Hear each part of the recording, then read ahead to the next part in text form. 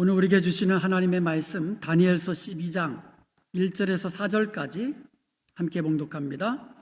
그때에 내 민족을 호위하는 큰 군주 미가엘이 일어날 것이요 또 환난이 있으리니 이는 개국 이래로 그때까지 없던 환난일 것이며 그때에 내 백성 중 책에 기록된 모든 자가 구원을 받을 것이라. 땅의 티끌 가운데에서 자는 자 중에서 많은 사람이 깨어나 영생을 받는 자도 있겠고 수치를 당하여서 영원히 부끄러움을 당할 자도 있을 것이며 지혜 있는 자는 궁창의 빛과 같이 빛날 것이요 많은 사람을 옳은 대로 돌아오게 한 자는 별과 같이 영원토록 빛나리라. 다니엘아, 마지막 때까지 이 말을 간수하고 이 글을 봉함하라. 많은 사람이 빨리 왕래하며 지식이 더하리라. 아멘. 제가 2010년도에요 멤피스에서 사역하고 있을 때에 파사데나에 있는 풀러 신학교에서 제가 박사학위를 이제 받았거든요. 그래서 박사학위 받을 때 우리 가족들하고 같이 여행 삼아 온 적이 있어요. 그 오는 길에 그랜드 캐년에서 1박을 캠핑을 했습니다. 근데 그 밤에 별을 관측하기 가장 좋은 곳에 천체 망원경을 설치해 놓은 곳이 있어가지고요. 가족들하고 가가지고 망원경 볼 필요도 없어요. 하늘을 보니까 깜깜한 밤하늘에요. 별들이 그냥 쏟아져 내리는 그 아름다운 광경을 보고 감탄했던 적이 있습니다. 그런데 오늘 본문 3절에 보니까는요, 이 궁창의 빛이 빛나는 것 같은, 그리고 별과 같이 영원토록 빛나는 사람이 있다고 말씀하고 있어요. 그러면 오늘 하나님께서 우리에게 주시는 말씀을 통하여서 저와 여러분이 천국에서 해처럼 빛나고 별처럼 영원토록 빛나는 축복의 사람이 되시기를 주님의 이름으로 간절히 축원드립니다. 아멘. 오늘 본문은요, 다니엘이 하나님께 계시를 받았어요. 그래서 마지막 때에 일어날 일들을 우리에게 예언해 놓은 거예요. 세 가지를 우리에게 예언해 놓았는데, 우리에게 알려줬는데요. 첫 번째로 마지막 때에 일어날 징조, 마지막 때는 어떤 징조가 있는가, 이거에 대해서 알려줬고요. 두 번째로 마지막 때에 있을 부활, 그러니까 부활이 마지막 때에 있을 것인데 영생의 부활과 심판의 부활이 있을 것을 알려주었어요. 그리고 마지막 세 번째로 누가 별처럼 빛나는 지혜로운 사람이 될 것인가, 그 사람이 누구인가에 대해서 우리에게 알려주었습니다. 한 가지씩 살펴보면서 하나님이 우리에게 주시는 말씀의 은혜 나누기를 원합니다. 먼저 마지막 때에 일어날 징조에 대해서 살펴보겠습니다. 1절에 보면요, 그때에 라는 말이 두 번 나와요. 그때에. 그리고 다니엘서 11장 40절에 보면요, 마지막 때에 라는 말이 나옵니다. 마지막 때에. 히브리 성경에 보면 그때라는 말과 마지막 때라는 말이 같은 단어예요. 그러니까 오늘 1절에 나오는 그때는 어느 때예요? 마지막 때를 의미하는 것이라는 것을 알 수가 있는 거예요. 자, 1절을 다시 보겠습니다. 그때에 내 민족을 호위하는 큰 군주 미가엘이 일어날 것이요 또 환난이 있으리니 이는 개국 이래로 그때까지 없던 환난일 것이며. 자, 마지막 때 뭐가 있다 그랬습니까? 환난. 어떤 환난? 큰 환난이 있을 것이라고 말씀하고 있어요. 예수님도 마태복음 24장 21절에서 이렇게 말씀하셨습니다. 이는 그때에 큰 환난이 있겠음이라. 창세로부터 지금까지 이런 환난이 없었고 후에도 없으리라. 계시록에 보면은요, 마지막 때 있을 세계적인 환난을 세 가지 재앙 시리즈를 통해서 우리에게 알려줬어요. 인을 떼는 재앙, 나팔을 부는 재앙, 대접을 쏟는 재앙. 이 재앙을 통하여 마지막 때에 엄청난 재앙이 이 땅에 있을 것임을 알려주었어요. 그리고 그때는요, 사탄과 적그리스도와 거짓 선지자들이 사람들을 미혹합니다. 그래서 짐승의 우상 앞에 엎드려 경배하게 합니다. 그리고 믿는 자를 핏발할 것이라고 말씀하고 있어요. 그러나 그때에 하나님께서는 천사장 미가엘을 보내주셔서 그 택한 백성들을 환난 가운데 보호하시고 구원하실 것이라고 말씀하고 있는 거예요. 또 그때에는요, 사람들이 빨리 왕래할 것이며 지식이 많아질 것이라고 말씀합니다. 오늘 본문 4절을 봅니다. 다니엘아, 마지막 때까지 이 말을 간수하고 이 글을 봉함하라. 많은 사람이 빨리 왕래하며 지식이 더하리라. 옛날에는요, 마땅한 교통수단이 없어가지고 이 마을 저 마을로 다니기가 좀 불편했습니다. 그러다 보니까는 지식과 정보를 공유할 수가 없었어요. 그런데 오늘날 어떻습니까? 뉴턴이 이런 예언을 했다고 합니다. 머지않은 장래에 자동차를 몰고 말처럼 빨리 달려 시속 80km까지 달릴 수 있는 세상이 올 것이다. 시속 80km면은 50마일이에요, 50마일. 근데도 그 당시 사람들은 그 말을 믿지 않았다 그래요. 에이, 그런 세상이 오려고. 그런데 오늘 어떻습니까? 오늘날 비행기가 빠르잖아요. 비행기보다 빠른 게 우주선이잖아요. 이 우주선이요, 지구 대기권을 벗어나려면 1초에 11.2km를 날아야 한다고 그래요. 똑딱, 똑딱, 똑딱. 그럼 지금 LA 다운타운에 가 있는 거예요. 똑딱, 똑딱, 똑딱. 그러면 벌써 갔다가 여기 와 있는 거예요. 엄청나게 빠르죠. 오늘 아침에 우주전쟁이 불붙었어요. 이게 무슨 말이냐면 억만장자들이요, 상업용 우주선을 만들어서 우주 관광을 시작한 거예요. 7월 10일, 7월 11일, 바로 오늘이에요. 오늘 아침에 영국의 억만장자 리처드 브랜슨, 그 버진그룹 회장이거든요. 이 사람이 자신과 그 다음에 우주선을 조종해야 되잖아요. 그러니까 조종사를 포함해서 6명이 뉴멕시코주에서 우주 비행기에 탑승해서 역사적인 우주 관광의 첫 발을 디뎠습니다. 갔다 왔어요, 오늘 아침에 벌써. 저도 오늘 설교 때문에 라이브로 잠시 봤어요. 그리고 거기서 우주 관광 여행 예약을 받았는데 티켓이 무려 20만에서 25만 불이에요. 근데 이미 600명이 예약이 끝났어요. 내년부터 우주 관광 시작한다고 합니다. 지금부터 9일 뒤에 20일에요. 7월 20일에는요. 아마존 알죠? 아마존 창업자인 제프 베이조스도 텍사스주에 있는 서부 사막지대에서 발사되는 우주선을 타고 우주 관광 체험을 합니다.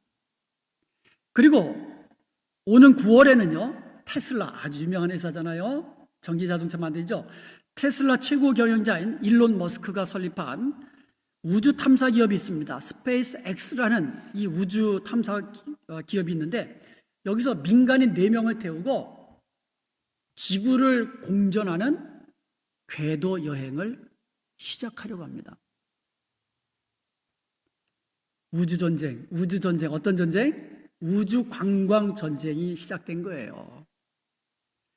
현대는요, 정보화의 시대, 지식화의 시대가 됐습니다. 컴퓨터 클릭 한번 하면 온갖 지식과 정보를 다 얻을 수 있잖아요. 그리고 우리 손 안에 있는 스마트폰으로 우리는 온갖 정보 공유할 수 있습니다.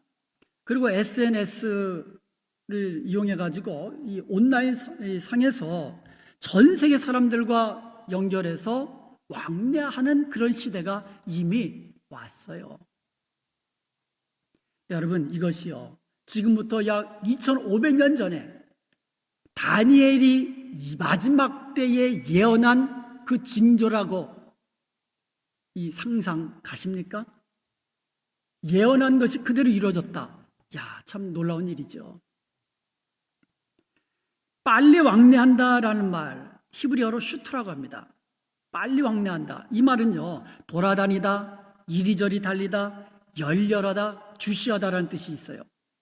그러면 종말에 많은 사람들이요, 예언의 성취를 주시하면서 그 예언의 의미를 깨닫기 위해서 열렬하게 노력할 것이라는 의미를 담고 있는 거예요. 빨리 왕복한다 그런 이 뜻으로도 해석할 수 있겠지만, 예언의 마지막 때의 예언의 징조를 주시해 보는 거예요. 그리고 그 의미를 깨닫기 위해서 열렬하게 열심히 노력하는 것. 그래서 여러분, 우리는 깨어서 그날이 마지막 때가 도적같이 우리에게 임하지 않도록 준비하는 지혜로운 성도가 되어야 될 줄로 믿습니다. 둘째로 마지막 때는요, 생명의 부활, 영생의 부활이 있고요, 그리고 또 반대로 심판의 부활이 있을 것입니다. 오늘 본문 2절을 보겠습니다. 땅의 티끌 가운데서 자는 자 중에서 많은 사람이 깨어나, 부활이죠. 영생을 받는 자도 있겠고 수치를 당하여 영원히 부끄러움을 당할 자도 있을 것이다. 이 다니엘서 12장 2절에는요, 주님의 재림의 때에 의인의 부활뿐만 아니라 악인들도 함께 부활한다는 것을 언급한 처음 구절이에요. 처음으로 우리가 부활 그러면 믿는 자들만 부활한다, 아니에요. 믿지 않는 자들도 부활한다는 거예요.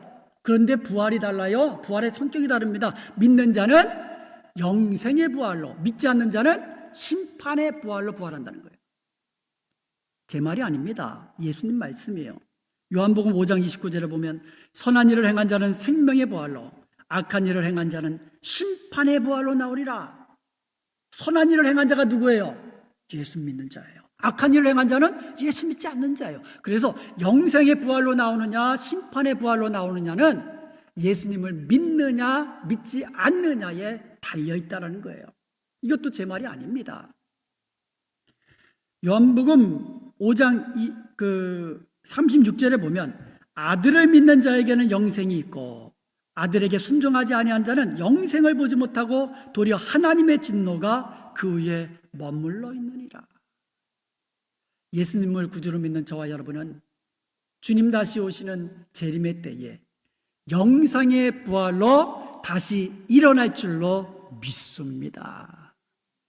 이것을 믿는, 구원의 확신을 믿는 저와 여러분은요, 구원의 확신을 가지고 끝까지 믿음을 지키며 주님이 주신 사명 끝까지 충성해야 될 줄로 믿습니다. 셋째로, 천국에서 별같이 영원하게 빛나는 사람이 누구냐, 이것을 또 알려줬어요. 우리가 천국에서 영원토록 사는데 거기서 별처럼 영원토록 빛나는 사람이 누구냐 이거예요. 3절 말씀 보겠습니다. 지혜 있는 자는 궁창의 빛과 같이 빛날 것이요 많은 사람을 옳은 대로 돌아오게 한 자는 별과 같이 영원토록 빛나니라. 이 구절은요, 히브리 문장 구조에서 동의대구법이라고 합니다. 동의대구법. 이 동의대구법이 뭐냐 하면 중요한 내용을 전달할 때는요, 같은 내용을 다른 표현을 써서 반복함으로써 강조하는 거예요. 같은 말 2번 반복하면 실증 나잖아요. 근데 같은 내용을 다른 표현으로 2번 반복하는 거예요. 반복해서, 때로는 3번씩 반복해서 그 내용을 강조하는 겁니다. 그러므로 누가 궁창의 빛과 같이 빛나는 사람이며 누가 별과 같이 영원토록 빛나는 사람인가? 그 사람은 바로 지혜 있는 사람이에요. 그 사람은 바로 많은 사람을 옳은 대로 돌아오게 한 사람이라는 거예요. 여기서 지혜 있다라는 말은 히브리어로 샤칼이라고 합니다. 이 말은 깨닫다, 통달하다, 분별하다라는 뜻이 있어요. 그러므로 지혜 있는 자가 누굽니까? 종말의 때를 깨닫고 준비하는 사람이 지혜로운 사람이에요. 깨닫는 사람, 종말의 때를 깨닫는 사람, 그래야 준비하잖아요. 그리고 누가 지혜로운 사람입니까? 분별하는 사람, 하나님의 말씀을 분별하는 사람. 그래서 하나님을 경외하고 하나님의 말씀에 순종하는 그 사람이 지혜로운 사람입니다. 그리고요, 참으로 지혜 있는 사람은 나 혼자만 예수님 믿고 예수님을 알고 구원을 얻는 사람, 그 사람이 지혜로운 사람이 아니에요. 내가 예수님 믿고 구원받은 거, 이것은 하나님이 주신 은혜인데요. 그 지혜로운 사람 아닙니다. 진짜 지혜로운 사람이 누구냐? 내가 예수님을 믿고 구원받았으면 부지런히 다른 사람에게 찾아가서 복음을 전하여서 그 사람, 많은 사람들을 하나님 앞으로 인도한 그 사람이 바로 별과 같이 빛나는, 그것도 영원토록 빛나는 지혜로운 사람인 것이에요. 오늘 본문에서 그것을 가르쳐주고 있는 겁니다. 자, 그렇다면 우리가 어떻게 하면 많은 사람들을 하나님 앞으로 인도하는 별과 같이 영원히 빛나는 사람이 될 수 있을까요? 이게 중요한 거 아닙니까? 아는 게 중요한 것이라 어떻게 하면 정말 많은 사람을 하나님께로 인도해서, 옳은 대로 인도해서 별과 같이 영원토록 빛나는 사람이 될 수 있을까? 첫째로, 하나님께서 구원하시기로 작정하신 사람이 있다는 것을 알아야 돼요. 오늘 다니엘서 12장 1절 하반절에 보면 그때의 내 백성 중 책에 기록된 모든 자가 구원을 받을 것이다. 마지막 때에 구원받게 될 이름이 책에 기록되어 있다는 거예요. 그 책을 우리는 뭐라고 불러요? 생명책이다, 이렇게 불러요. 생명책에 기록된 사람은 모두 구원을 받을 것입니다. 바울이 비시디아 안디옥에서 전도를 할 때요, 많은 사람들이 그의 말을 믿지 않았어요. 오히려 그를 핍박했습니다. 그런데 그때에 사도행전 13장 48절에 뭐라고 말씀하시느냐? 이방인들이 듣고 기뻐하여 하나님의 말씀을 찬송하며 영생을 주시기로 작정된 자는 다 믿더라. 하나님이 영생 주시기로 작정한 자들이 있다는 거예요. 많은 사람들이 바울의 말을 안 믿었어요. 오히려 핍박했어요. 그런데 그 가운데 하나님이 영생 주시기로 작정한 사람이 있다는 거예요. 그 사람들은 다 예수님을 믿었더라. 이렇게 말씀하는 거예요. 바울은 고린도에서도 같은 경험을 합니다. 사도행전 18장 10절에 보니까 내가 너와 함께 있음에 어떤 사람도 너를 대적하여 해롭게 할 자가 없을 것이니, 이 말이 뭡니까? 고린도 성 안에는요, 바울을 대적하고 바울을 죽이려 하는 자들이 많았다라는 거예요. 그런데 내가 함께 하니까 너를 해하지 못하게 할 거다는 거예요. 그 다음에 무슨 말씀을 하느냐? 이는 이 성 중에 내 백성이 많음이라 하시더라. 아멘. 고린도에도요, 많은 사람들이 바울의 말을 듣지도 않았어요. 믿는 것 고사하고 아예 들으려 하지 않았어요. 오히려 핍박하고 죽이려 했습니다. 그런데 그 성 안에는 어떤 사람이 있다고요? 예수님을 믿게 될 하나님의 백성들도 많이 있더라는 거예요. 그러니까 하나님이 바울을 사람들이 해하지 못하도록 하나님이 막으신 거예요. 왜? 바울을 통해서 예수님을 믿고 구원받게 될 하나님의 백성들이 구원을 받아야 되니까, 바울을 통하여, 바울이 전하는 복음을 통하여. 그러니까 하나님이 바울을 지키신 거죠. 우리 주변에도 아직도 교회에 다니지 않는 사람 많습니다. 예수님 믿지 않는 사람들 아직도 많이 있습니다. 우리가 전도할 때에 콧방귀도 안 끼는 사람들이 많아요. 오히려 교회에 대해서 불신하고 오히려 안 좋은 말만 아주 자기가 들은 거 내놓으면서 막 여러 가지 말들을 하면서 오히려 더 전도하는 사람을 핍박할 수도 있어요. 그런데 여러분, 중요한 것은 그렇게 우리가 전하는 말을 듣지도 않고 오히려 예수님을 거역하고 말씀을 거역하는 사람이 많지만, 그래도 그 중에 누가 있다? 우리 하나님이 영생 주시기로 작정한 사람이 있다는 거예요. 그 중에는 누가 있다? 예수님 믿고 구원받을 하나님의 백성이 그 주위에 있다라는 거예요. 이것을 알아야 돼요. 그러므로 우리는 여기서 전도가 무엇인지를 알게 됩니다. 전도가 무엇입니까? 생명책에 기록되어 있는 그 사람을 찾아내는 거예요. 전도란 하나님이 영생 주시기로 작정하신 그 사람을 찾아내는 거예요. 그러므로 우리가 천국에서 별과 같이 빛나는 지혜로운 사람이 되기 위해서는 우리 주위에 하나님이 영생 주시기로 구원하시기로 작정하신 사람이 있다는 것을 알아야 되고, 첫 번째로. 두 번째로, 그 영혼을 찾기 위하여서 부지런히 전도해야 된다는 거예요. 전도는 내가 예수님을 믿도록 하는 거 아니에요. 우리가 어떻게 구원을 줍니까? 아니잖아요. 우리가 어떻게 예수님 믿게 합니까? 아니잖아요. 예수님을 믿고 구원 얻도록 하는 것은 오직 하나님이 하시는 겁니다. 그렇다고 여러분, 하나님이 영생 주시기로 작정한 사람들은 언젠가는 믿겠지, 이렇게 생각해서 안 된다는 거예요. 아유, 하나님이 작정하신 사람 언젠간 다 믿을 거 아니야? 그럼 내가 굳이 전도 안 해도 다 믿을 거야. 이렇게 생각해서는 안 된다는 거예요.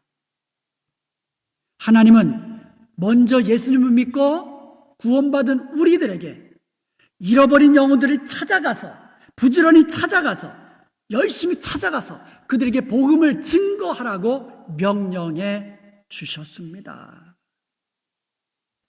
그러기에 우리는 한 마리 양을, 잃어버린 양을 찾기 위해서 들로 산으로 찾아다니는 그 선한 목자의 심정으로, 그리고 잃어버린 보석을 찾는 여인의 그 마음으로 아직까지 찾아내지 못한 하나님의 백성을 찾기 위하여 우리는 열심을 내고 부지런히 돌아다녀야 될 줄로 믿습니다.